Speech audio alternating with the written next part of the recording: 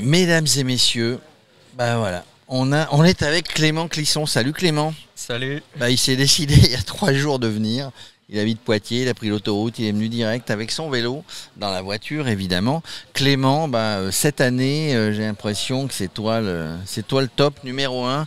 T'as gagné la RAF ? Non, L'an dernier, tu l'as gagné. L'année dernière. Là, t'as abandonné sur la RAF ? Voilà. Bon, mais t'as gagné un Bike in Man, je sais plus lequel. En Corse. En Corse. Donc, c'est le Cador. Un des Cadors du truc. Il y a 2 jours, tu t'es décidé, t'as regardé le parcours, donc tu vas le faire un peu à l'aventure, t'as pas trop regardé. Tu t'es décidé, tu dis je m'inscris. Voilà, c'est ça. J'ai vu le mail de Bike in Man, comme quoi il restait quelques places. Et j'ai demandé à mon patron s'il voulait bien m'accorder quelques jours. Il m'a dit oui, du coup je me suis inscrit. Et ton patron, il suit un petit peu tes proches, tes amis, tes collègues, suivent un petit peu tes exploits sur toutes les routes des Bike in Man et des Race Across France. Ah oui, bien sûr, je travaille dans un magasin de vélo. Donc, tiens. Forcément, tout le monde te suit. Près, ouais. Et du coup, alors tu travailles dans un magasin de vélo, c'est un avantage pour toi, c'est-à-dire que tu vois les dernières innovations, les petits réglages qu'il faut faire. Est-ce que ça joue ? Parce qu'il y a préparation mentale, préparation physique, préparation du matériel. Est-ce que ça joue pour toi ? Bien sûr, ouais. Je fais un petit peu dans l'atelier aussi. Je suis plus présent en magasin, mais en atelier, ça permet de voir différents types de réparations qui peuvent arriver sur une épreuve. Donc, et puis si t'arrive quelque chose sur le parcours, à un moment donné, tu vas être un petit peu plus avantagé entre guillemets que les autres parce que t'es vraiment de la profession. Voilà, c'est ça, c'est une chance et puis ça permet de voir après d'un autre côté les produits, comme tu dis, les innovations, d'être à l'affût. D'être à l'affût. Voilà. Alors, parce que ça évolue vite, hein. Oui, très vite. Ça évolue très vite et puis il faut avoir un vélo un petit peu plus léger que d'habitude, il y a des sacoches, etc. Alors, tu as découvert le parcours là sur ce Bike in Man au dernier moment, hein, tu y vas au dernier moment, tu as découvert un peu, tu le vois comment ce parcours ? J'ai découvert vendredi, parce qu'avant je n'avais pas trop regardé, j'ai juste regardé avant de m'inscrire. Et je connais un petit peu quand même tout ce qui va être Aspin, Tourmalet. Parce que j'ai fait la Transpyrénéenne en 2019, donc on emprunte une bonne partie du parcours. Et après, au Pays Basque, j'ai fait un petit stage de 3 jours avec mes collègues en début d'année.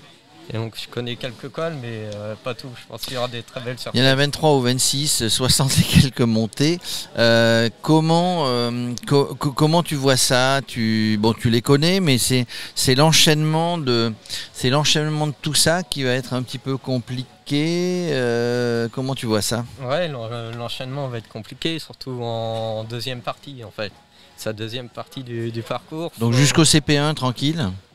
Ouais, enfin, c'est jamais tranquille, c'est jamais tranquille, hein, mais bon. Mais voilà, faudra bien gérer jusqu'au CP1, se reposer un petit peu, je pense, pour être frais pour la deuxième partie. Et il y a une vraie différence avec la RAF. La RAF, c'est 2600 km, je crois, de mémoire. Donc là, ce sont des efforts différents, une gestion différente. Et voilà, c'est ça. Là, on n'est pas sur un sprint, mais quasiment, ça se joue. Un sprint de 1000 km, quand même. Ça va jouer je pense, à 2-3 heures, 4 heures grand maxi. Donc, tu penses que les premiers, ça va être ça ? Oui, c'est ça. T'imagines combien, donc ton objectif, c'est 2 jours et demi, 3 jours ? Ouais, je pense plutôt vers 2 jours et demi. Tu sais qu'il y a des zones, parce que vous partagez vos expériences, hein, j'insiste toujours dans toutes les interviews, dans tous les gens que l'on rencontre, il y a une zone 150 km où il n'y a rien, c'est No Man's Land, on ne peut pas acheter à manger, on ne peut pas dormir, il n'y a personne. Donc tu le sais ça ? Non. Alors va voir les potes. Hein. Y en a un dénommé François, surnommé le Sadique, qui a fait le parcours avec Axel. Je pense qu'Axel, puisque tout est réuni pour la sécurité, etc. Dans le briefing de cet après-midi, Axel va mettre l'accent là-dessus.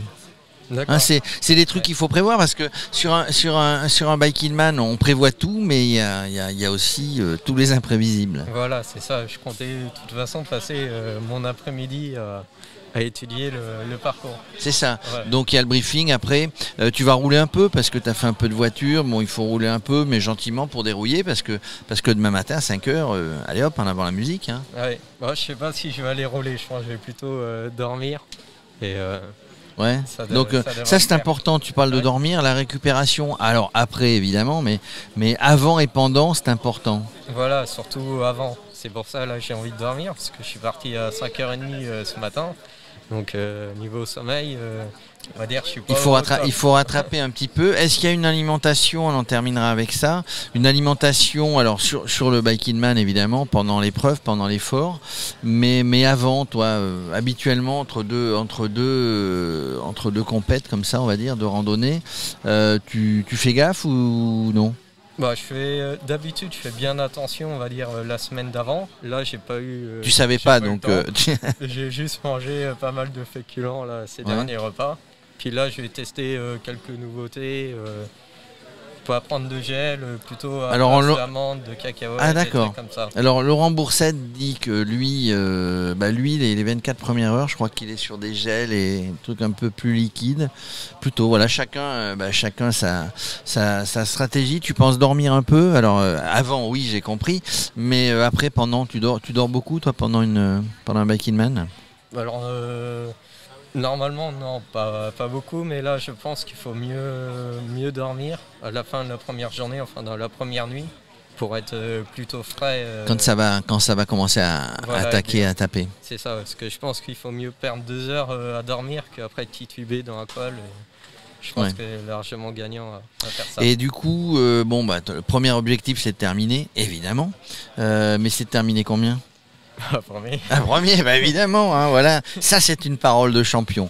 C'est je veux terminer premier. Après, bon, il y a les aléas de la course, de la rando, mais c'est je veux terminer premier. Bah merci Clément. Merci. Et puis va bien dormir. Hein. T'as passé le vélo au contrôle, toute la sécurité, le gilet, etc., les lampes, etc. Bah écoute, je te souhaite un bon Biking Man. On se revoit peut-être à l'arrivée. Ok, merci.